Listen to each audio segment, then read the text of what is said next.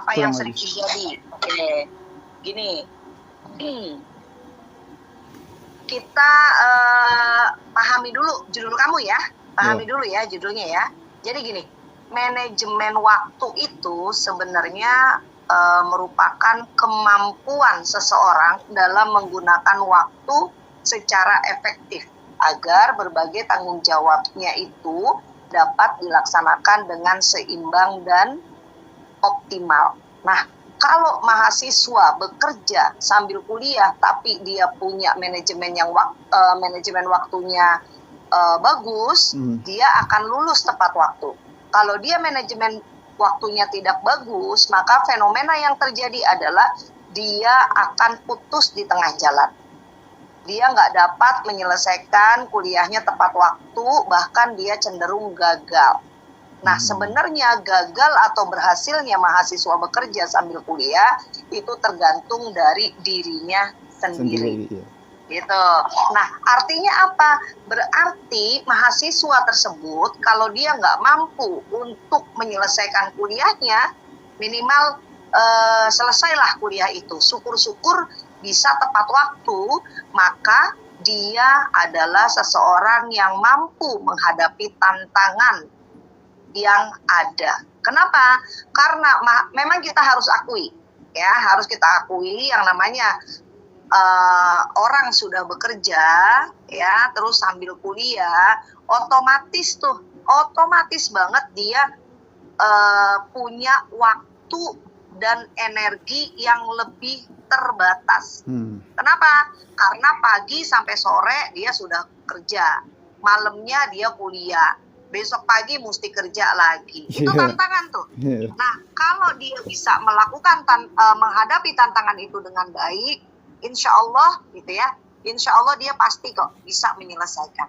Jadi semuanya itu berpulang kembali pada dirinya, gitu ya. Dia bisa menghadapi tantangan itu atau tidak. Jadi fenomena itu sebenarnya bukan karena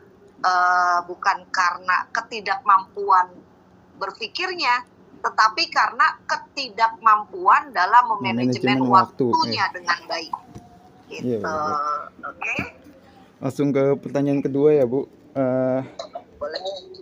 Apakah Ibu sering menemui mahasiswa yang mengalami kesulitan dalam membagi waktu antara kuliah dengan pekerjaannya? Menurut pengalaman Ibu? Oke, dari pengalaman saya untuk beberapa kasus ya, itu ada yang alasannya itu, Bu, saya sulit untuk memanajemen waktu, atau Bu, saya kerja jadi saya tidak bisa mengerjakan tugas. Bu, maaf ya, saya sering telat karena saya ini. Nah, itu sebenarnya alasan klasik. Kenapa? Karena ketika seseorang yang sudah memutuskan dia bekerja sambil kuliah, itu nggak boleh dipakai alasan itu. Kenapa? Karena itu adalah keputusan. Kalau sudah keputusan, berarti dia harus siap dengan konsekuensi yang ada. Gitu loh. Jadi kalau memang, oke, saya mau kuliah, saya mau lanjut kuliah. Untuk karir saya, untuk pengembangan diri saya, ya dia harus siap dong. Harus tugas, ya harus dikerjakan. Gitu loh. Nah, nanti mungkin kamu ada pertanyaan bagaimana tipsnya gitu ya, tipsnya supaya bisa lulus tepat waktu. Oke lah. Pertanyaan kedua saya jawab itu ya. Jadi seringkali mahasiswa tidak dapat tegas, tidak dapat disiplin atas dirinya sendiri dalam menunaikan tanggung jawabnya. Ada beberapa mahasiswa yang bekerja sambil kuliah seperti itu. Ada beberapa, tapi enggak semua. Enggak semua. Ada juga kok yang bagus, ya. Oke, lanjut ya, Bu. Strategi seperti apa yang sebaiknya diterapkan mahasiswa agar manajemen waktunya menjadi efektif, Bu? Oke. Jadi gimana nih mahasiswa yang sudah bekerja itu supaya waktunya bisa lebih efektif, gitu ya? Oke. Ada 6 hal yang harus dilakukan. Ini kamu ngerekam atau kamu catat? Kalau dicatat kayaknya kelamaan. Saya merekam, Bu. Oh, merekam. Oke. Jadi gini, untuk ini saya sambil duduk Nggak apa-apa, di Bu. lantai. Iya, nggak apa-apa. Nyantai jadinya. Oke. Sekarang gini, apa sih yang harus dipersiapkan supaya mahasiswa yang bekerja itu dapat menyelesaikan tugasnya dengan baik, syukur-syukur bisa lulus tepat waktu. Ada 6 hal yang harus diperhatikan. Apa itu? Yang pertama, dia harus punya tanggung jawab penuh atas keputusan yang sudah diambilnya. Dengan cara apa? Dengan cara disiplin diri dan komitmen yang tinggi. Bagaimana caranya disiplin diri? Ya karena dia sudah memutuskan menjalani 2 peran sebagai pekerja dan sebagai mahasiswa, maka apapun yang terjadi nggak ada alasan malas. Baik, Bu. Apapun yang terjadi dia harus disiplin sama keputusannya itu. Itu bentuk dari tanggung jawab yang sudah dia ambil. Itu yang pertama.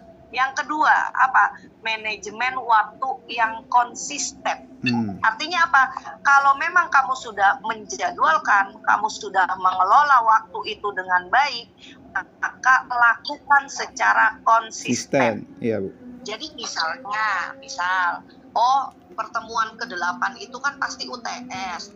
Kamu udah persiapan dong. Kalau memang itu misalnya bentrok jadwal kerjamu dengan jadwal ujian, kamu kan bisa koordinasi dengan teman kerja atau minta izin dengan atasan kamu atau big boss kamu, kan bisa gitu loh. Jadi harus manajemen waktunya itu konsisten. Jadi jangan langsung mengabaikan gampang lah ntar aja susulan dosennya baik. Tidak boleh seperti itu ya. Jadi harus konsisten. Yang ketiga itu apa? Harus punya motivasi dan tujuan yang kuat. Kalau kamu motivasinya nggak kuat, kamu tujuannya nggak jelas, kuliah cuma ikut-ikutan doang, maka kamu bisa berhenti di tengah jalan. Motivasinya redup datang, maka kamu nggak akan kelar, gitu loh. Nah, jadi gimana? Motivasi dan tujuan harus jelas supaya semangat kamu dalam berjuang, semangat kamu dalam kuliah itu tidak pernah padam, gitu loh. Jadi kamu tuh ketika males, semangat kamu tuh langsung menggebu lagi, langsung ayo cepetan lulus, ayo semakin cepat selesai, semakin bagus kita. Semakin cepat selesai, kita semakin tenang. Gitu. Terus yang keempat apa? Harus ada dukungan dari sekitar kita. Ya, harus ada dukungan lingkungan. Dari siapa? Dari keluarga kita. Kalau kamu masih bujangan enak. Dari orang tua ngedukung, oke, Tori nggak usah ngapa-ngapain dah, kamu pulang kerja langsung kuliah, pulang kuliah sampai rumah makan istirahat tidur, enak. Tapi kalau kamu sudah punya istri, kamu punya kewajiban, kamu harus ngomong sama istri, sama anak supaya mereka mendukung. Ketika kita capek, kita lelah, mereka mendukung. Gitu ya. Ke atasan juga gitu, ke atasan, ke teman kerja, supaya apa? Supaya dapat memudahkan kamu dalam mengatur waktumu, gitu loh. Kayak tadi contohnya saat ujian, gitu ya. Terus yang kelima apa? Keseimbangan diri dan kesehatan diri. Artinya apa? Kamu jangan terlalu memforsir tenaga, karena kita juga ada batasnya tenaga kita. Juga jangan terlalu santai dalam menjalani hidup. Terlalu santai nanti kamu ketinggalan. Ada tugas kamu nggak tahu. Ada tugas nanti akhirnya nggak lulus, kan sayang. Gitu ya. Iya, Bu. Jadi kamu harus bisa seimbangin diri kamu, capeknya, stresnya, semangatnya harus dijaga, kesehatan dirinya dijaga supaya bisa fokus dan terus produktif. Jadi waktunya kamu istirahat, waktunya kamu kerja, gitu loh. Jadi jangan dicampur aduk, waktunya kerja ngerjain tugas kuliah, waktunya kuliah mikirin kerjaan kantor, jangan. Jadi harus bisa memilah, harus bisa ngatur kapan waktu saya, pikiran saya, tenaga saya fokus di kerjaan, kapan fokus di kuliah, itu. Dan yang terakhir adalah, urutannya tetapi dia paling penting karena nggak boleh putus, yaitu doa. Dan keteguhan hati kita. Ya, kita doa sama Allah, kita doa, kita mohon ya Allah mudah-mudahan dipermudah. Kita harus yakin bahwa setiap usaha maksimal yang kita lakukan dengan niat yang tulus, dengan niat yang baik dan kesungguhan, insya Allah selalu ada jalan, selalu ada kemudahan. Nah, dengan 6 kunci tadi, insya Allah kamu bisa, orang-orang ya, mahasiswa yang bekerja itu dapat lulus kuliah tepat waktu, atau minimal ya nggak ngulang deh, nggak sampai bertahun-tahun molornya deh gitu. Amin Bu, Ini amin sudah Bu. saya praktekin dan alhamdulillah tepat waktu. Amin Bu. Gitu ya. Iya. Oke Bu, selanjutnya apa dampak yang ibu lihat ketika mahasiswa gagal mengelola waktunya dengan baik secara akademik maupun secara psikologis Bu? Oke, jadi gini, ada 2 tuh dampaknya apa ya kalau mahasiswa tidak dapat mengatur, tidak dapat memanajemen waktu dengan baik secara psikologis dan secara akademis. Secara psikologis ya, kejiwaannya dia pasti ketika nggak bisa manajemen waktunya, dia akan semakin kehilangan arah. Ketika dia sudah semakin kehilangan arah, maka dia makin malas belajarnya. Ketika makin malas belajarnya, maka dia bukannya menuju kesuksesan, tapi malah dia mundur dan menuju kegagalan. Akhirnya dia akan berhenti di tengah jalan. Padahal sayang sekali, itu dari sisi psikologisnya ya.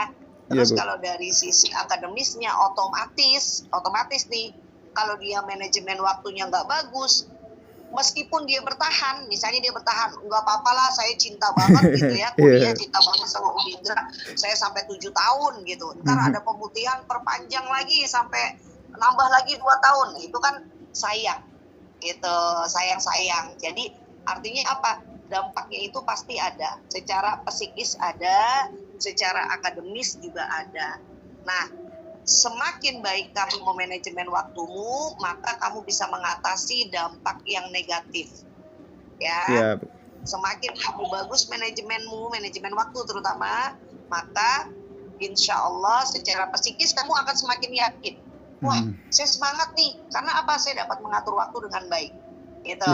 Terus secara akademis kamu bisa mempertahankan nilaimu. Meskipun kamu sudah bekerja, insya Allah nilai tetap baik. Karena apa? Sebenarnya ada orang yang bilang, nilai itu nggak penting. Kata siapa?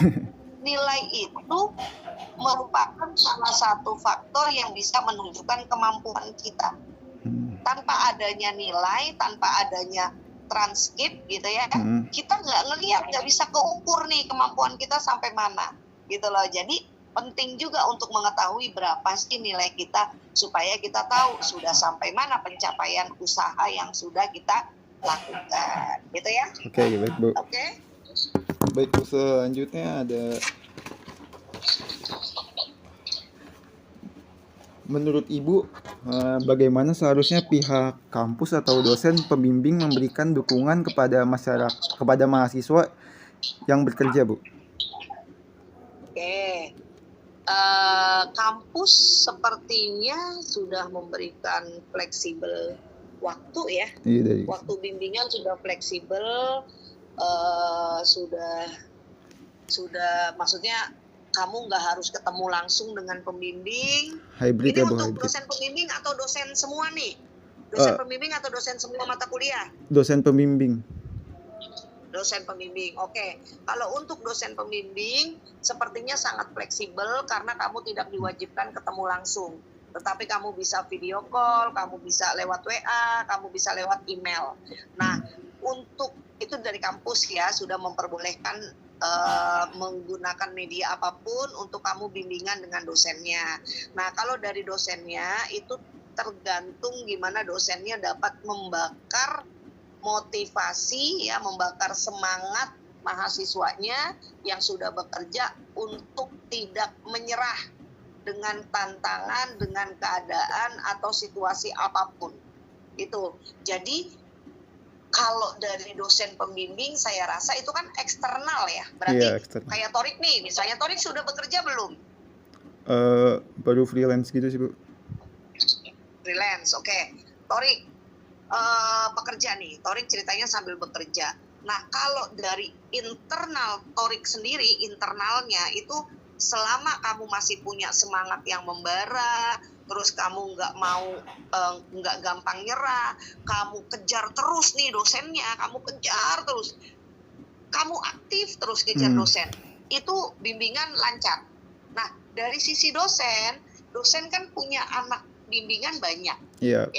Jadi beliau itu nggak bisa satu persatu dipanggilin, satu persatu, Torik mana ya, kok sudah 2 minggu tidak muncul, kemana dia, kok nggak ada kabar berita, kan nggak mungkin seperti itu. Paling yang bisa dilakukan oleh dosen pembimbing adalah lewat grup diingatkan, sudah sampai mana progres kalian, itu sudah bentuk perhatian dari para pembimbing. Sudah sampai mana ya progresnya? Ada keluhan atau tidak? Ada kendala atau tidak? Ada yang bisa saya bantu atau tidak? Itu sudah bentuk perhatian dari dosen pembimbing.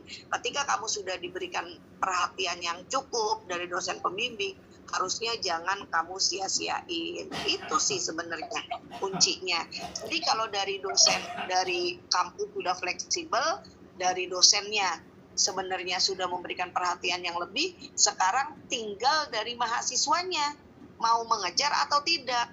Masalahnya gini, kadang-kadang mahasiswa itu, dosen ini kan banyak banget tugasnya nih, selain tridharma ya, itu kan punya tugas-tugas lainnya juga. Nah, waktu yang sudah ditetapkan oleh dosen, kadang-kadang mahasiswa ada aja tuh alasannya, yang belum kelar lah, yang datanya belum pas lah, belum kekumpul lah gitu. Nah, akhirnya itu yang menjadikan dia jadwalnya mundur gitu loh, karena si mahasiswanya sendiri. Kalau mahasiswanya ketika di waktu-waktu yang mendesak saya harus memprioritaskan tugas akhir ini paling utama, berarti kamu lebih bukan menomorduakan, tetapi kamu karena memprioritaskan kuliah, maka kamu bisa lebih fleksibel lagi terhadap waktu kerjamu. Kamu bisa ambil cuti kah, kamu bisa minta izin sama atasan kah, gitu. Jangan sampai kamu mengalahkan kuliahmu, apalagi sudah di titik akhir. Itu yang harus kamu lakukan, gitu ya. Ya, dosen sih sudah membantu, tinggal kamunya kerja sama baiknya lah antara kedua belah pihak, gitu.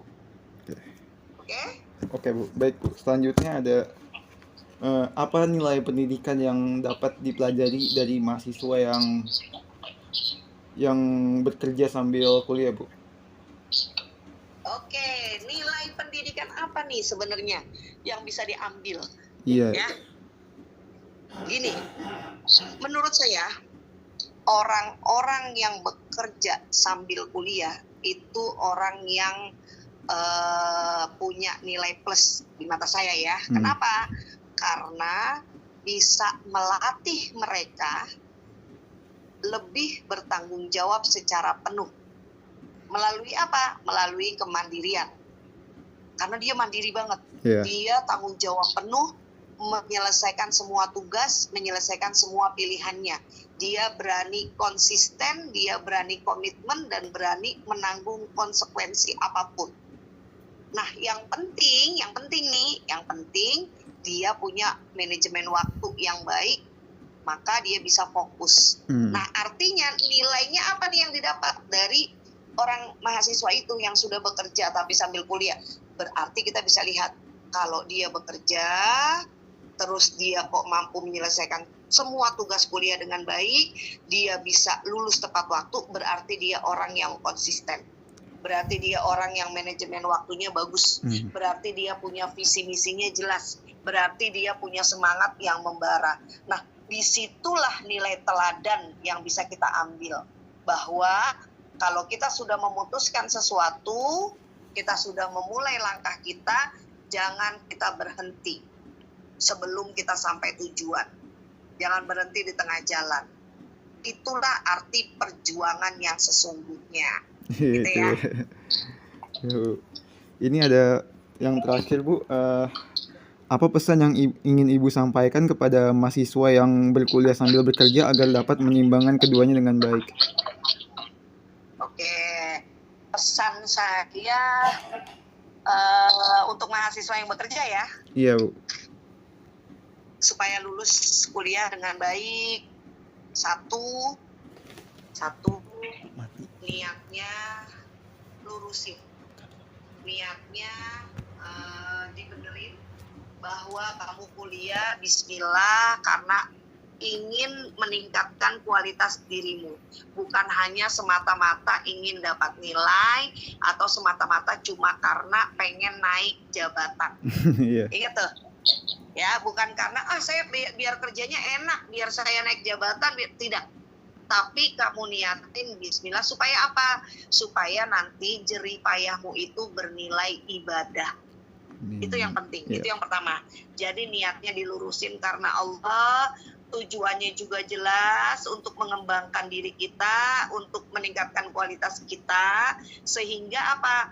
Insya Allah ilmu yang kita pelajari itu manfaat. Itu yang pertama. Ada banyak nih, ada 8 ya. Ada kurang lebih 8 lah. Yang kedua apa?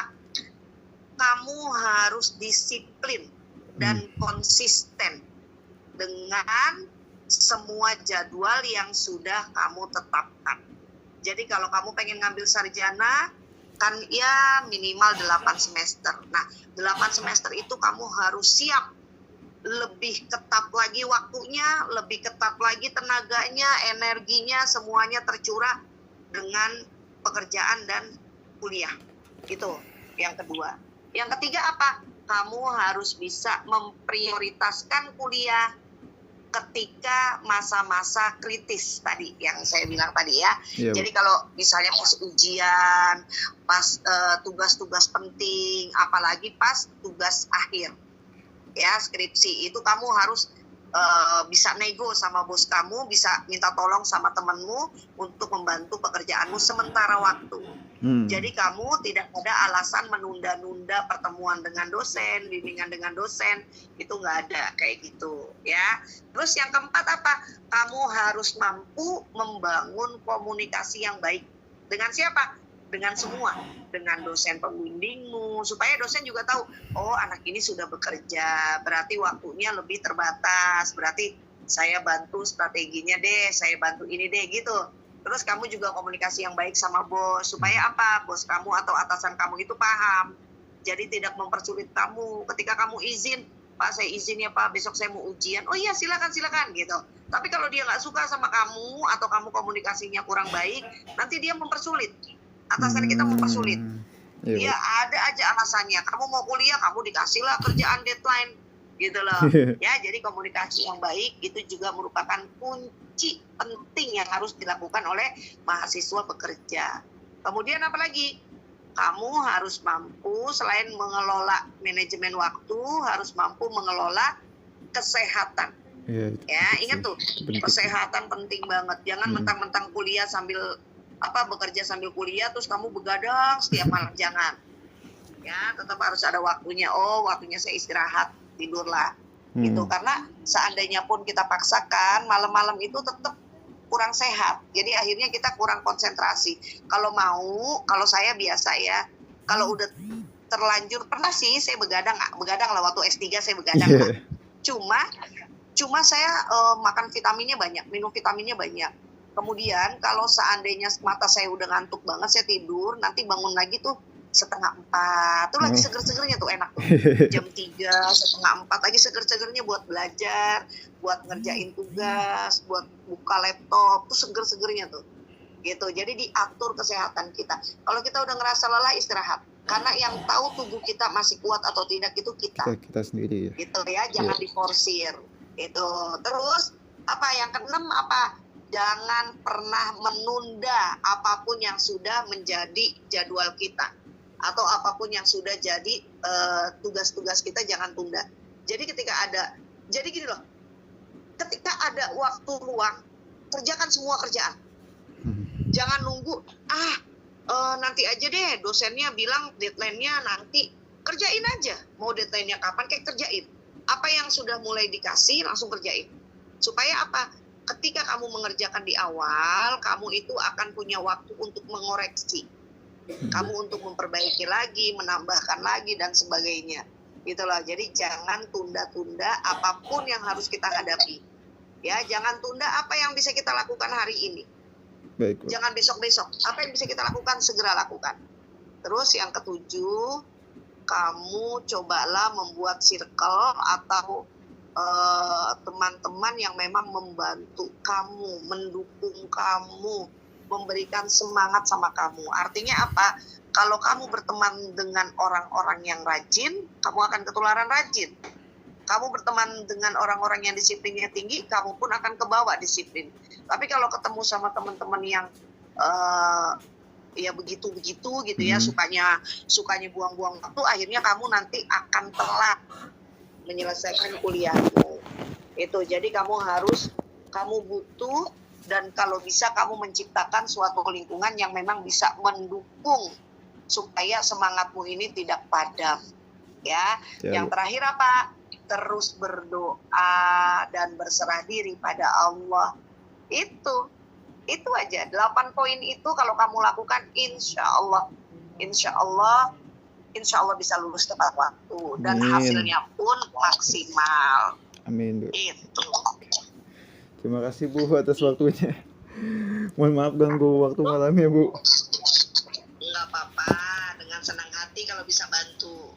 Ya, berarti ini Torik udah siap-siap. Kamu sudah dapat pembimbing? Sudah, Bu. Alhamdulillah. Berarti kamu tinggal, ini kan data sudah ada, kamu tinggal lanjutin aja tuh itunya, tahap-tahapnya ya. Mudah-mudahan Allah lancarkan, lulus. Amin. Semester. Amin. Ya. Oke. Bu, mohon aku boleh izin untuk foto screenshot buat dokumentasi? Oh iya, boleh. Oke, Bu. 1, 2. Oke, Bu. Makasih, Bu. Nanti di WA boleh sebutin tanggal lahir Ibu nggak, Bu? Boleh. Tanggal lahir waktu kita. Oke. Boleh. Oke. Makasih ya, Bu. Makasih banyak, Bu. Oke. Maaf ganggu. Lancar ya. Amin. Ya. Makasih, Bu. Ya, assalamualaikum. Waalaikumsalam.